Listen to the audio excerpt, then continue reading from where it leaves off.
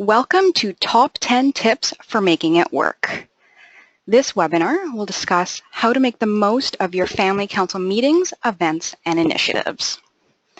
A council that is positive, well-organized, respectful of its members and home staff, and has a vision that is accepted by its members will have a good chance of continuing for a long time. So this afternoon's webinar will discuss concrete tips and ideas to help you do that. This webinar is presented by Family Councils of Ontario. We lead and support families in improving quality of life in long-term care.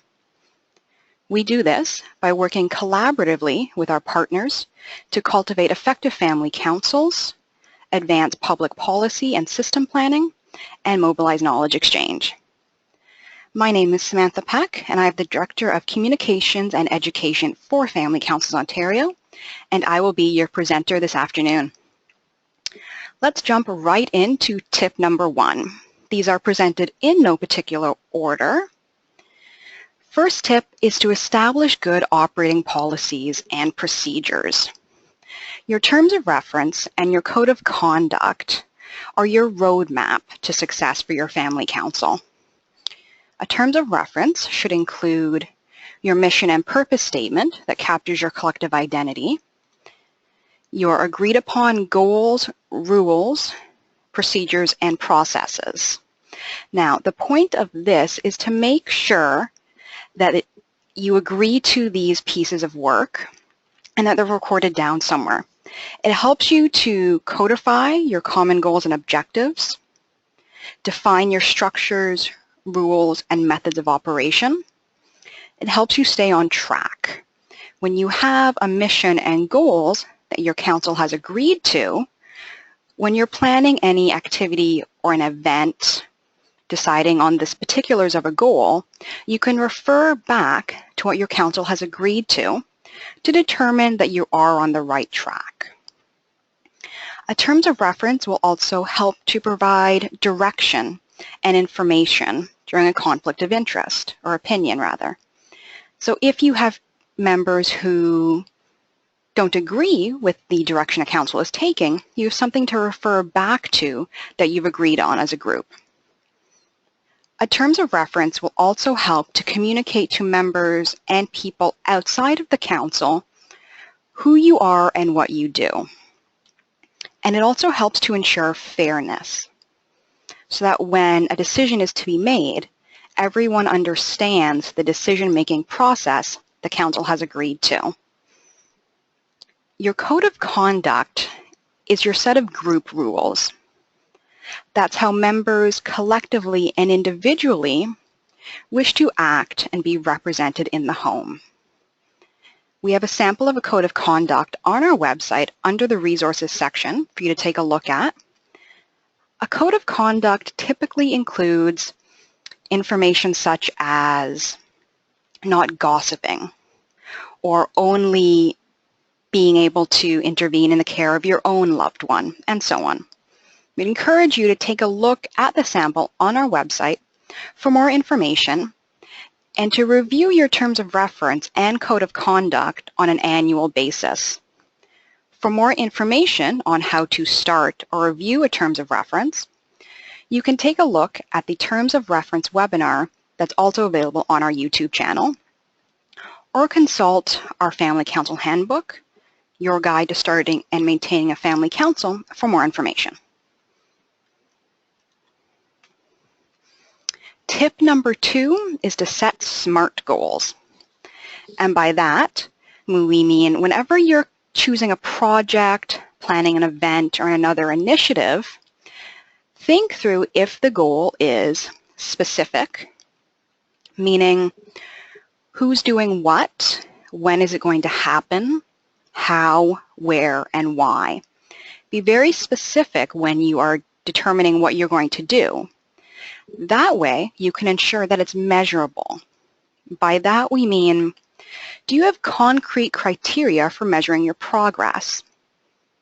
For example, if one of your fall goals is to increase the number of people who are attending your meeting, What's the concrete criteria for measuring the progress towards achieving that goal?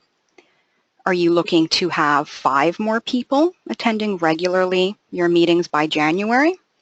That's both specific and measurable.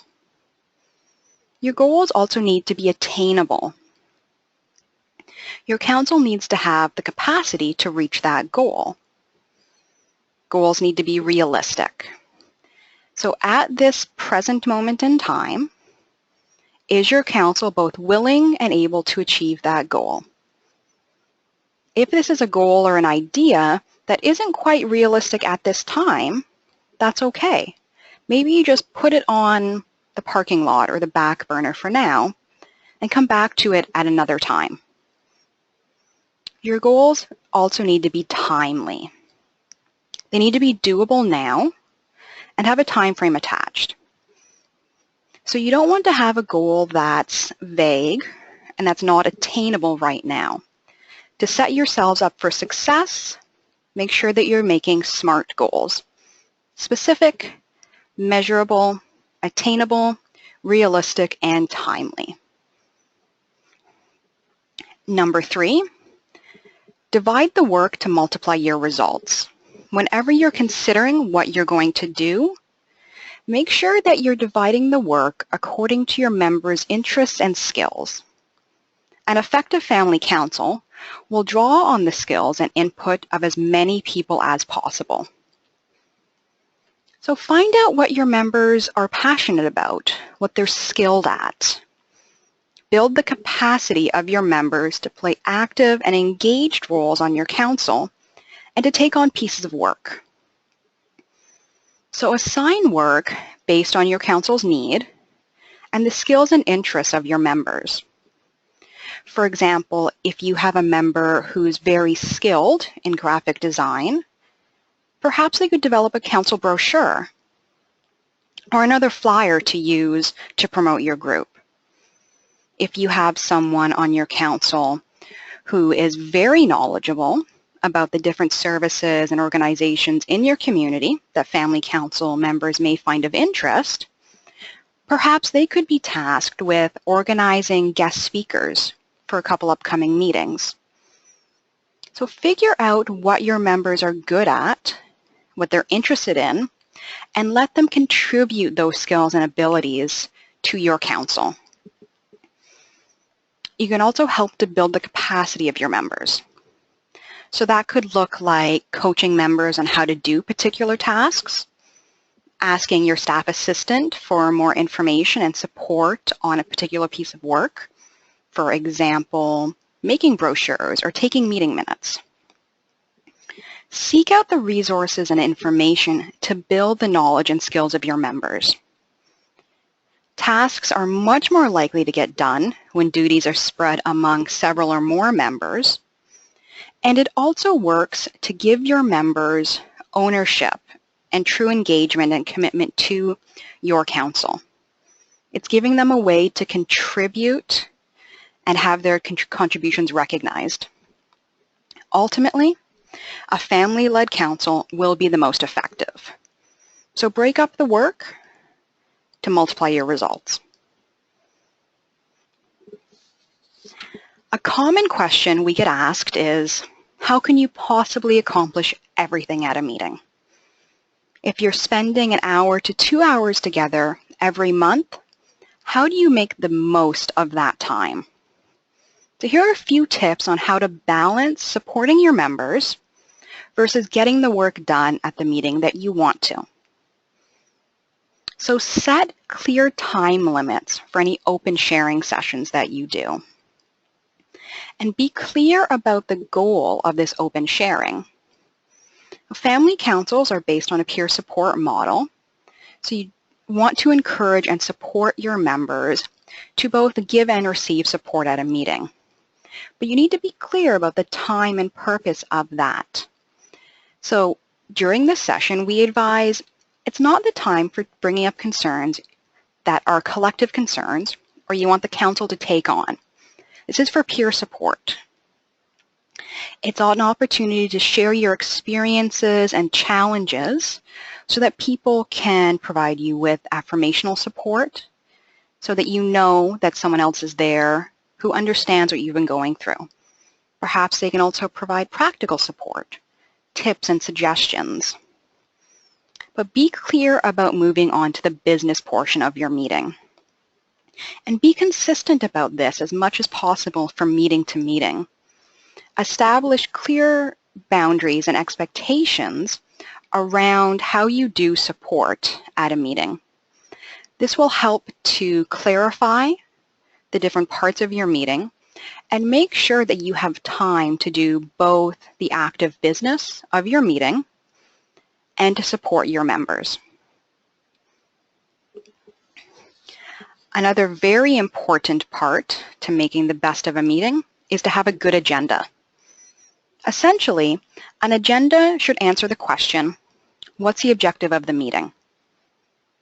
So an agenda should outline what you're going to discuss, if there are decisions that need to be made, any items for follow-up from previous meetings, and time limits for discussion items. As well, if you have someone who is responsible for a piece of the agenda, make sure that's indicated as well. A few tips for how to make good agendas. Organize your topics in terms of new and old business. Make it very clear which items you're following up on and what are new items. For each item on the agenda, who's responsible and how much time should it take? Try to make the last item on the agenda positive and on a high note. Allow some time for free conversation. So if you have committed to an open sharing session at each meeting, that's great, but make sure that you indicate how much time should be spent on that. Try to put the most important item in the middle of the agenda. That's when it's most likely that everyone will be in attendance. So if you have a big decision to make or something that you need to follow up on or agree to, try to put it in the middle. Don't leave it to the end or have it right at the beginning. Try to maximize the time that you have to spend on this so that you make good decisions and have lots of time for conversation.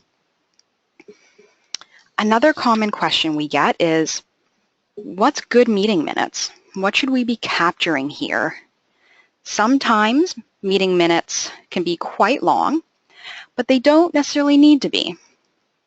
Your meeting minutes should really answer these questions. When was the meeting? Who attended? Who didn't attend? If you have staff of the home attending your meeting as a guest, it's really important to indicate that in your meeting minutes. We also encourage that to clearly indicate that these staff were invited and what role they're playing. So clearly indicate who your staff assistant is and when they attended the meeting. What topics and issues were discussed? Now, this doesn't need to be a transcript of who said what. It's really a high-level overview of what you have discussed. Include what was decided, if anything. If you've come to an agreement or passed a motion, make sure that's in your meeting minute. That is quite important. What actions were agreed to? Who is to complete these actions and by when? If you're asking for someone to do a piece of work and report back to you at the next meeting, make sure that's in your meeting minutes. Were there any materials distributed at the meeting? Perhaps a presentation, a report by a member, information from your staff assistant or administrator? Are there copies of that or a link available? Do you need appendices to your meeting minutes? And what items are being carried over to future meetings? So meeting minutes really provide a guide for future meetings. It helps you to form the agenda for your next meeting. And it also helps to fill in members who missed the meeting. Meeting minutes should really just be a high-level overview of what happened, what was decided, any next actions, and so on. It shouldn't be an onerous process by any means. If you have other questions about how to take meeting minutes or perhaps samples, please do get in touch with us and we'll help you out. Avoid the complaint trap. Family council meetings serve many purposes. They're more than just a complaint session. If you find that you're struggling to get out of that complaint trap, it's not unusual, consider a project or an event. Find ways to balance time for processing concerns, which is very important, with doing some other more positive work. You can try opening or closing meetings with a round of positivity. You can go around the room and ask your members to share an example of one positive thing that's happened to them since your last meeting. Now, this could be something that is about the care of their loved one. Perhaps their person had a wonderful time at a recent event. Perhaps it's something in your professional life. Perhaps you got a promotion at work or a project went really well. Maybe it's something personal if you feel comfortable sharing that. Perhaps a new pet or your garden renovation's been completed. Whatever it is, consider bringing that, making space for people to share their positive news. It really helps to set the tone of a meeting. Make sure you have a clear time frame within meetings for processing concerns. That's also going to help you balance out getting business done and making sure your members' concerns are heard. It's also a good part of a good agenda is to have those clear time frames.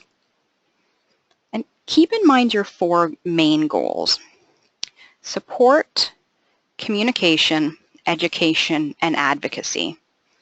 This will help you to avoid getting into a place where council meetings feel negative or that they're just complaints. Revisit how you focus on these 4 goals at a meeting and consider if there is room for improvement in how you do this.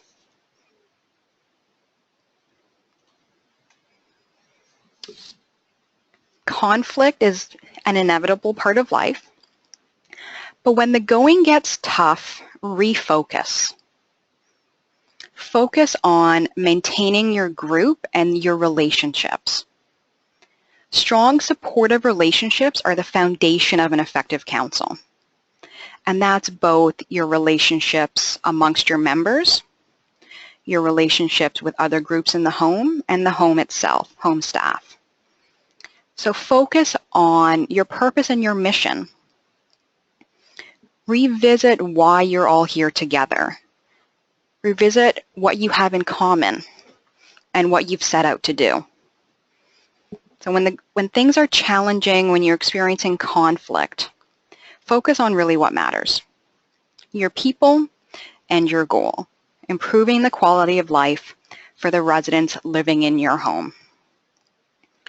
A few steps for managing conflict when it does arise is to determine the issue. Try to get as much information as you can about what's happening. Determine the context. What else is at play here? Have you experienced something happening within your council? Has there been a recent crisis? Perhaps a great deal of turnover? Try to determine what the context is that this conflict is happening in. Ask people for possible solutions. Engage them in the process of working out this conflict. Try to come to answers. So look for the answers.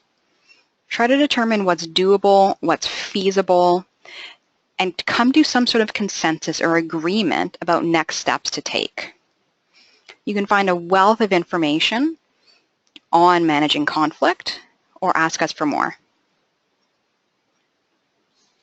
Ultimately, focus on what matters. Focus on the residents in your home. Focus on your mission, your goals.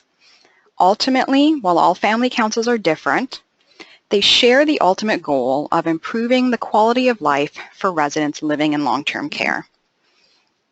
Consider how your efforts are going to create community or joy, spontaneity within the home. Focus on the benefits to your families, to the people sitting around the table with you. Focus on peer support, on meaningful involvement in the home and a means towards working towards positive change. Focus on what you can learn together and share. Focus on how your work's going to benefit the home. Are you striving for two-way communication between families, staff? Are you looking to establish a spirit of partnership and open communication? Are you working with the home on new ideas? Ultimately, all of that will also improve the long-term care system that we're all working to make better. Finally, evaluate for success. It's essential to make sure that the work that you're doing is working. So evaluate your meetings. Ask people, does this feel productive? Do we feel good about the way we're spending our time and working together towards our goals? Take suggestions for improving your meetings. And take complaints about meetings being a waste of time or never accomplishing anything seriously. If you're hearing some of that, ask for concrete ideas on ways that you can do better as a group. We encourage you to also do a formal evaluation once a year on your goals, your activities, your meetings, and so on. You should also be evaluating your terms of reference and code of conduct.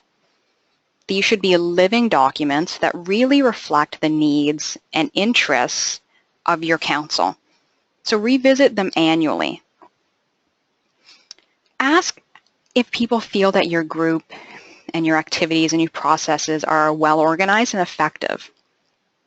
Is what you're spending your time on a good use of time? Consider the level of staff support and participation. Is the staff attendance at your meetings useful and effective and supportive? The degree and type of staff involvement at your meetings and in your council, the degree of support, really depends on the needs of your council. It can vary widely from group to group. So consider if this is still working for you. Maybe it was 6 months ago. Maybe it's not anymore. Maybe your needs and capacities have changed. Review your past activities and events. What are the lessons learned from what you've already done? What would you do differently next time? What would you do the same? What's worked really well? And what needs to be different? Also consider the logistics. Are the date, time, and length of your meetings working for everyone?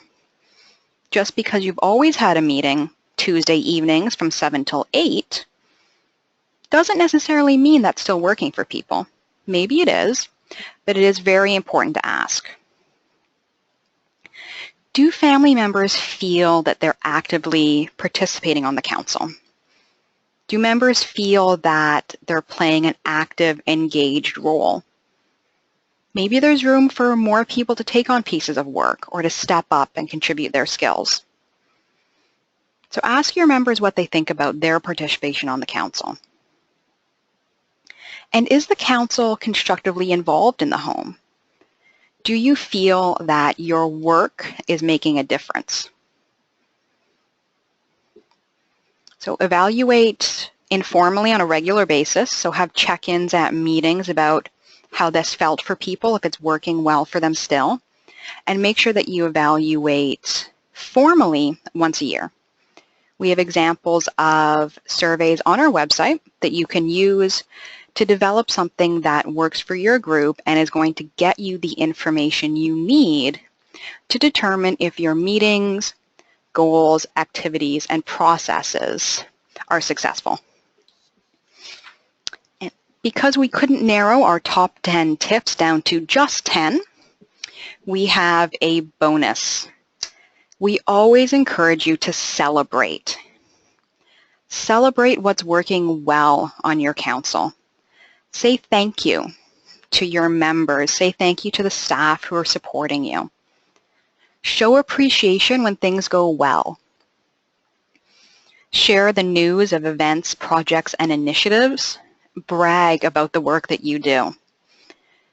When you've been working on an issue and it's successfully resolved, tell residents and families. Share your achievements with the staff and visitors to the home.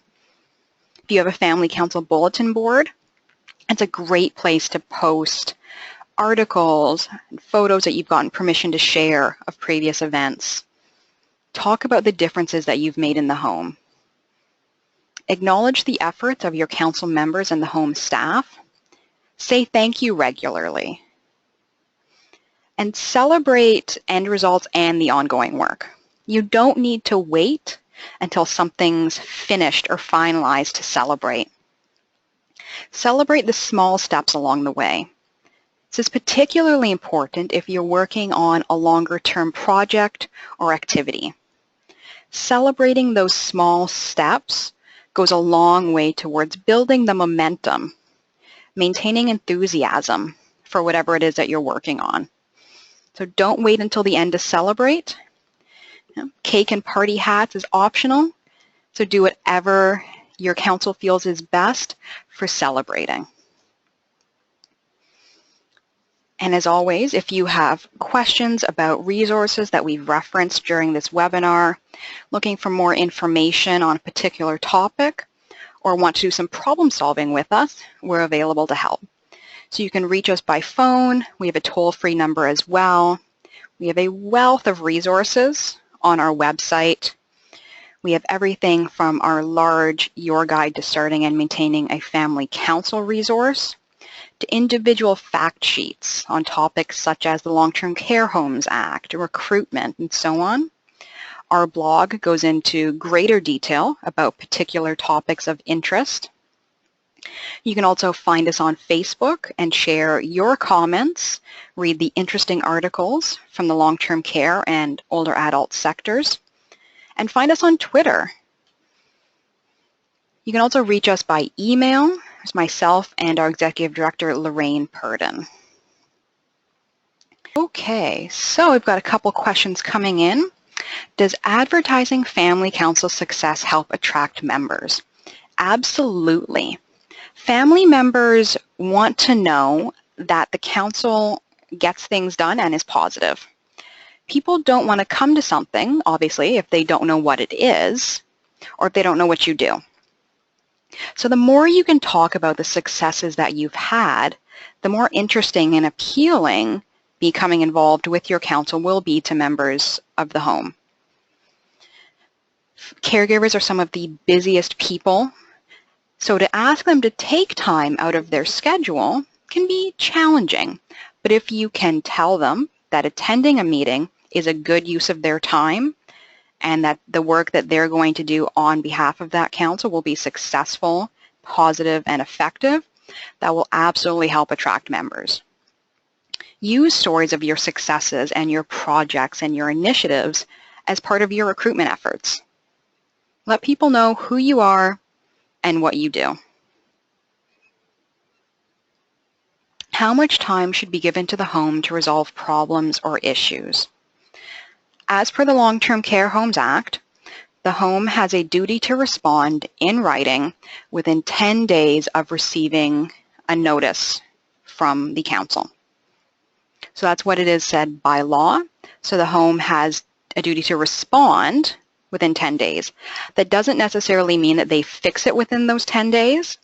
If it's something that can be addressed and resolved within 10 days, then the notice back is that they've done so. If it's something that's going to take longer than 10 days, they should outline how they plan to address the issue. So it is 10 days, and that is in the Long-Term Care Homes Act. Question on how to curb any perceived excessive information flow from the home to the family council. So you don't want to make it to the point where it takes up most of the agenda on the family council meetings. So determine what type of information you're looking for from the home. Some councils do want to have an update from the home at each meeting. Some prefer quarterly. It's really depending on what you're looking for from the information from your home. It could also be that For the purposes of your agenda, you want the information to relate to action items or to specific requests from previous meetings. So as a council, you need to determine what type of information you're looking for, and then have a conversation with your home to determine what's going to be most useful to the council, and ask what sort of information the home wants to make sure that you're getting. If you're getting, perhaps feeling like you're overwhelmed with all the information that's coming in, it could be a matter of discussing that you don't want your members to be overwhelmed with the information. So perhaps narrowing it down to the most important points to make sure that you are discussing what matters and that your council can give full, proper attention to the most important questions and concerns. Okay.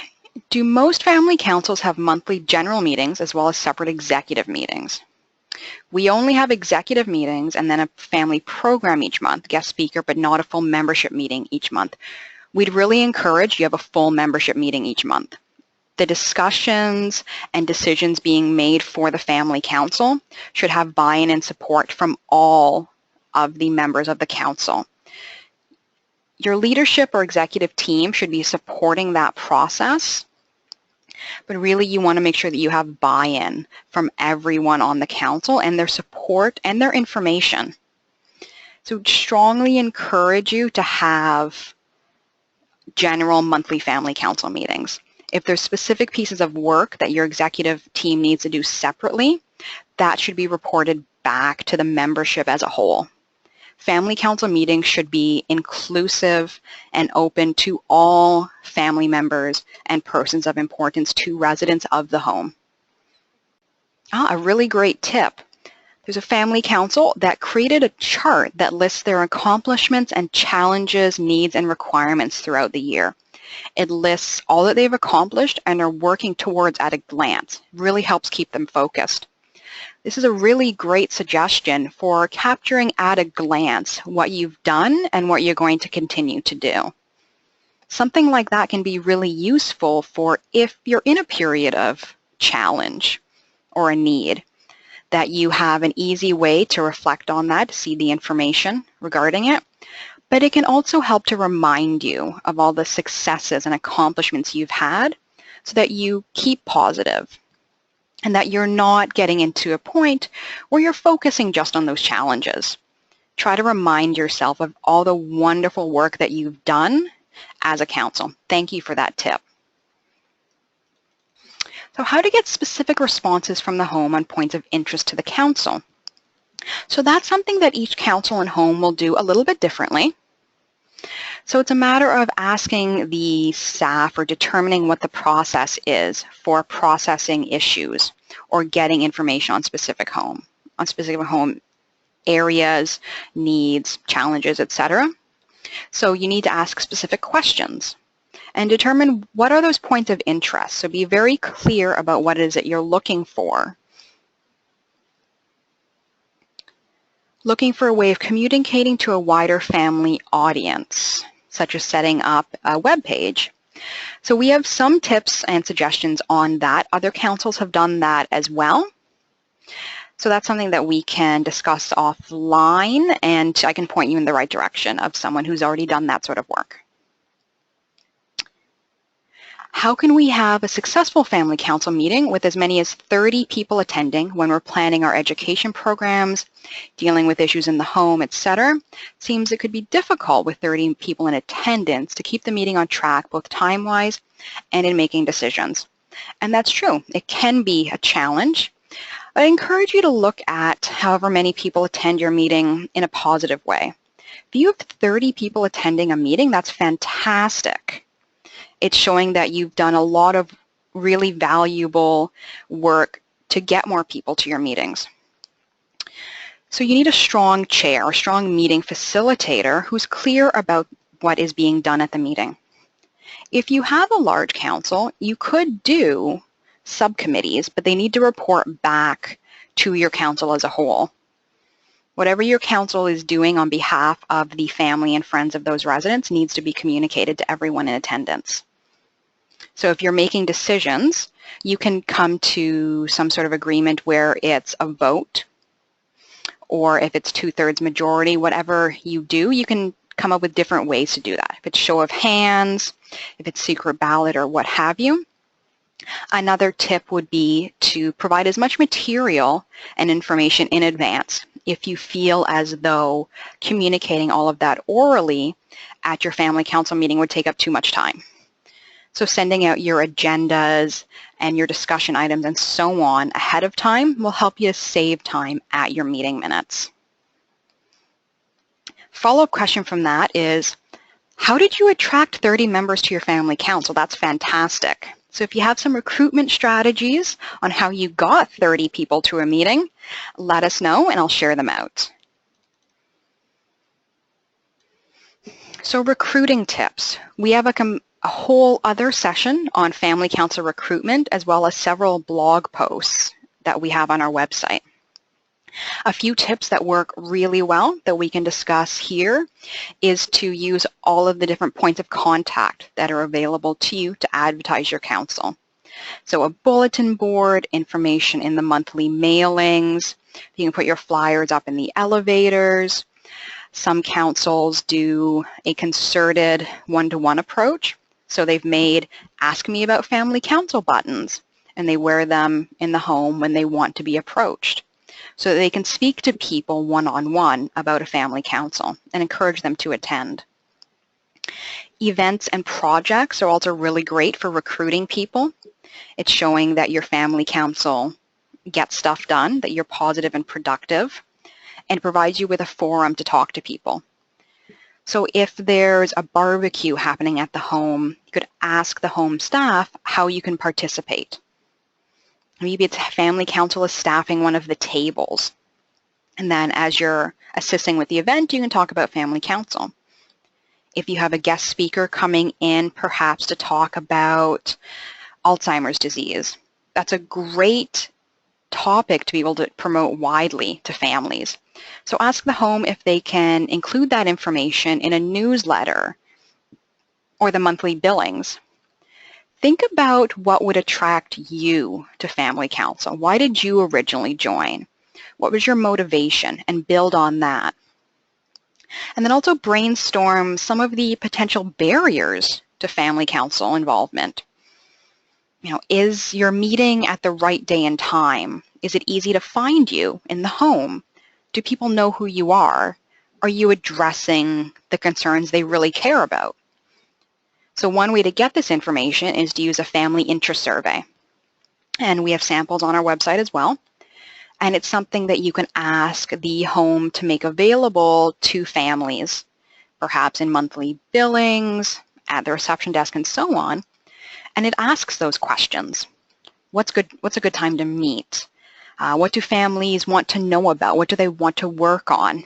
And then you can use those pieces of data to build a stronger recruitment strategy. Okay, what should the relationship be between the resident council and the family council? Another great question. So residence councils and family councils are separate and distinct. They have different needs that are often with aligned interests, but they are separate groups. So residence council is for residents to attend, and family council is for families. That doesn't mean that you can't have interactions with each other and work on common interests and goals. So perhaps what you could do is have your chair, vice chair, secretary, whomever, talk to the residence council president and arrange to set up an ongoing sharing of information, perhaps through your agendas and meeting minutes, just so that you know what the other group is working on and to determine how you can work together in an aligned fashion or to support each other's group. So the relationship should be, we encourage, open, to have some communication while maintaining the separateness of those groups to ensure that they're still meeting the unique needs of the residents and separately of the families. Can we include a welcome note in the home's admission package? Absolutely. that is something that the home needs to do with you, is to have something about family council in the admission package. So you could do a brochure, a flyer, something like that. Talk about who you are and what you do.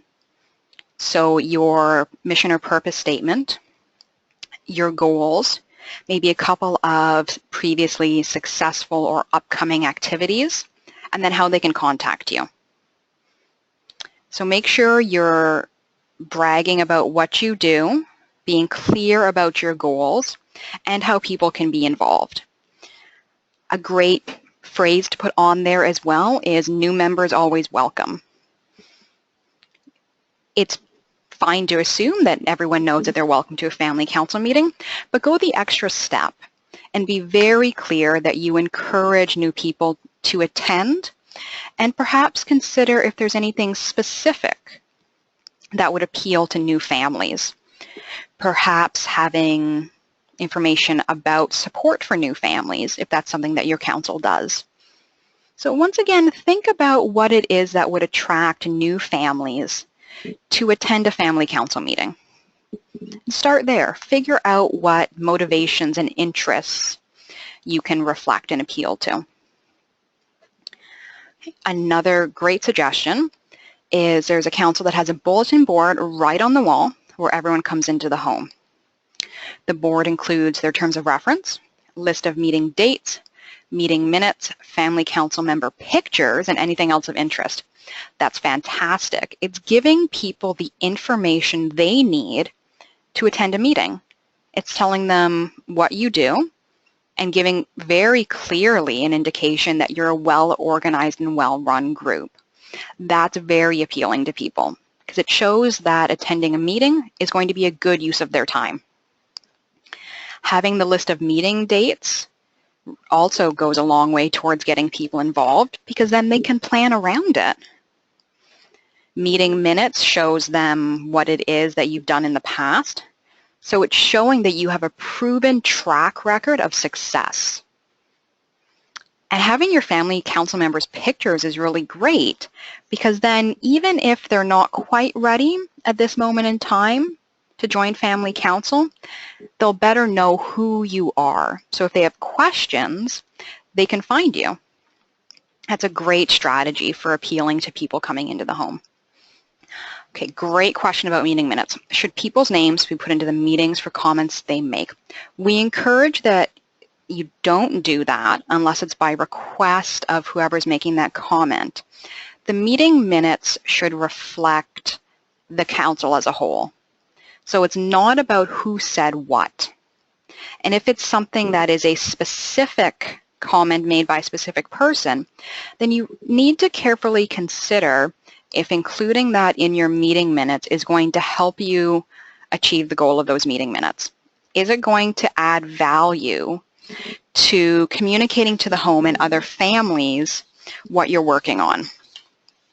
Is it going to help to answer the question of what you discussed, what was decided, and what actions were agreed upon? So if you need to name someone because they've just chosen to take on a piece of work, that's appropriate. But otherwise, I want to know how it's achieving your goals of making good meeting minutes.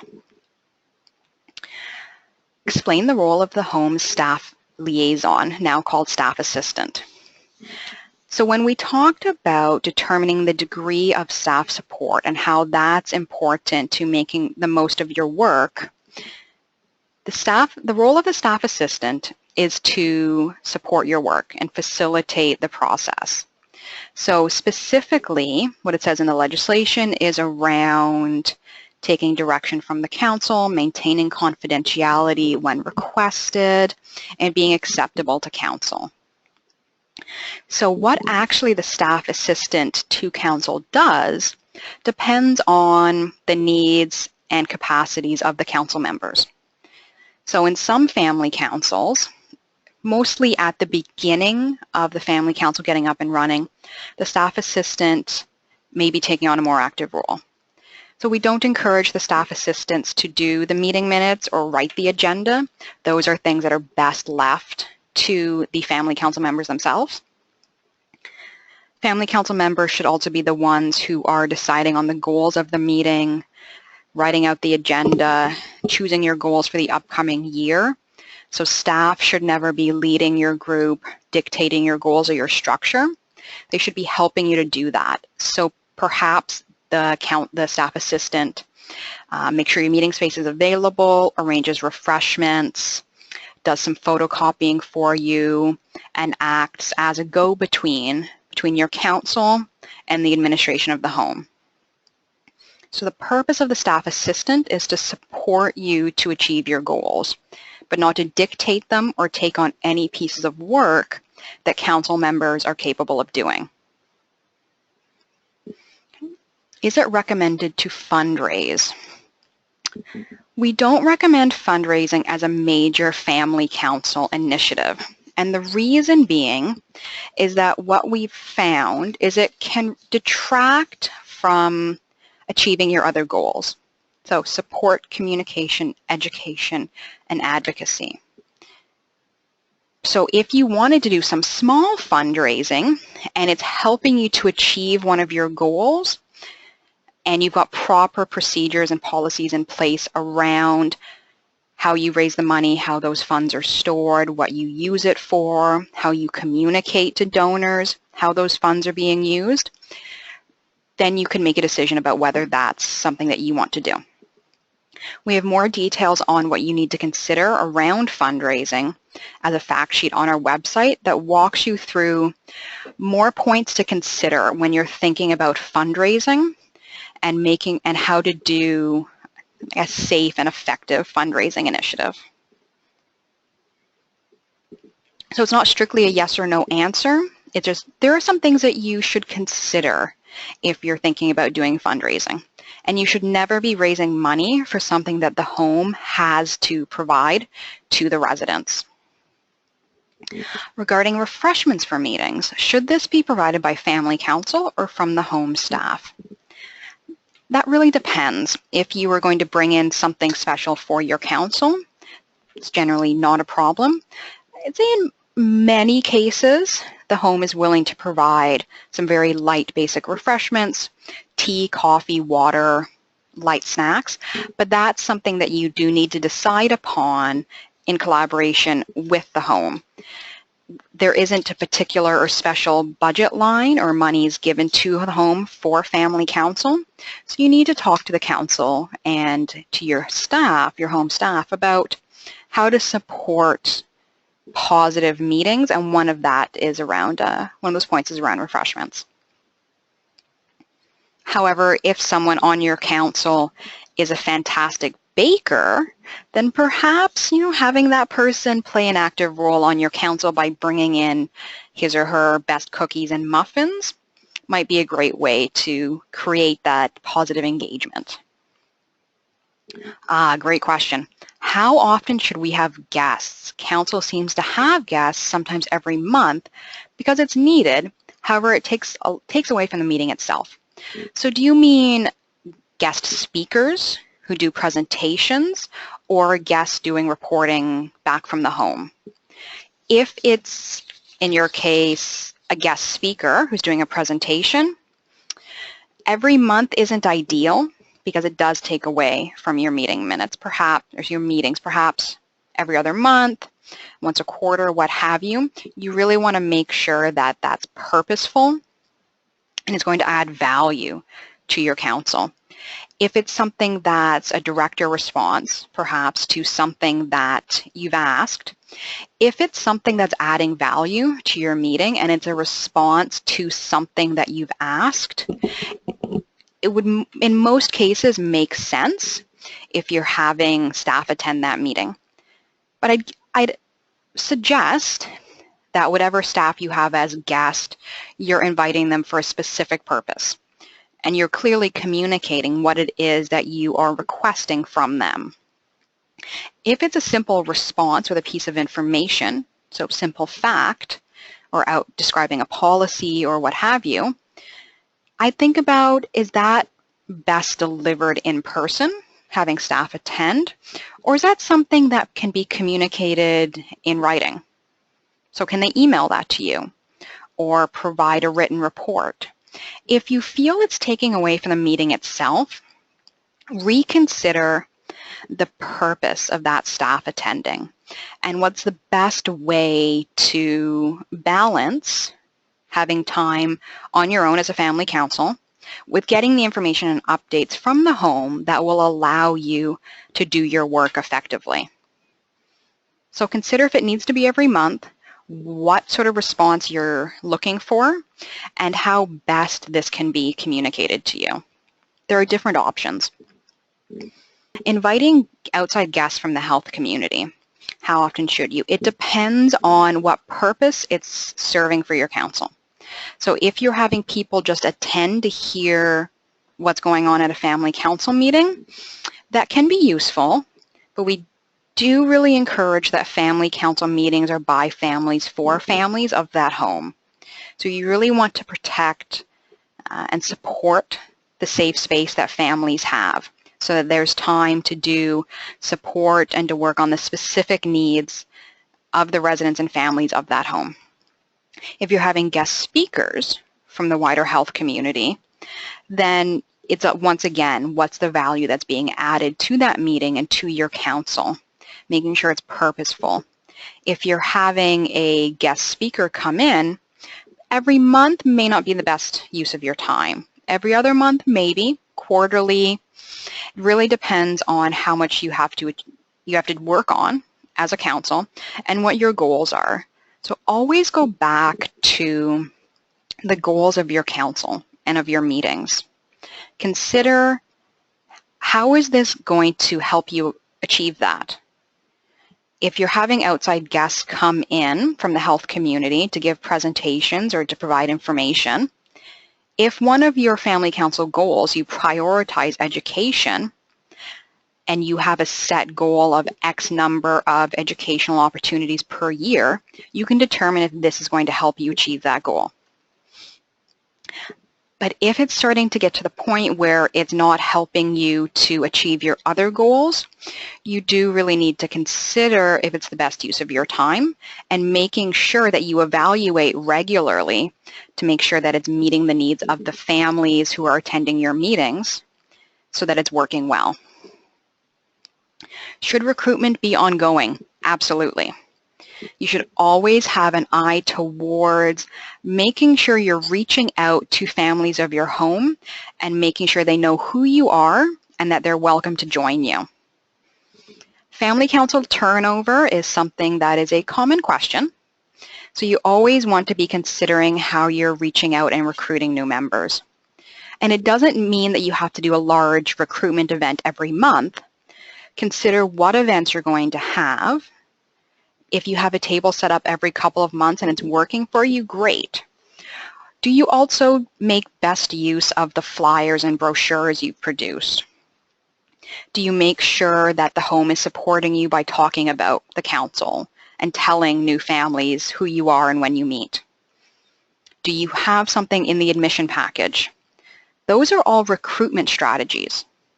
So you can think beyond an event as recruitment.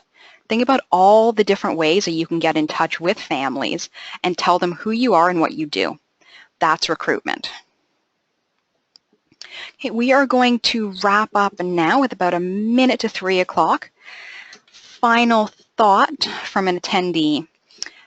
Thank you for holding these webinars. Truly informative and useful for our family council work to benefit our residents and families. Well, you are very welcome, and we thank all of you for joining us this afternoon as we discussed our top 10 plus a bonus tip for making it work, how to make the most of your family council meetings, events, and initiatives. As always, if you have any questions or comments that you'd like to share with Family Councils Ontario, don't hesitate to get in touch. And on that note, thank you for attending and have a wonderful rest of your day. Samantha Peck, Family Councils Ontario, signing off.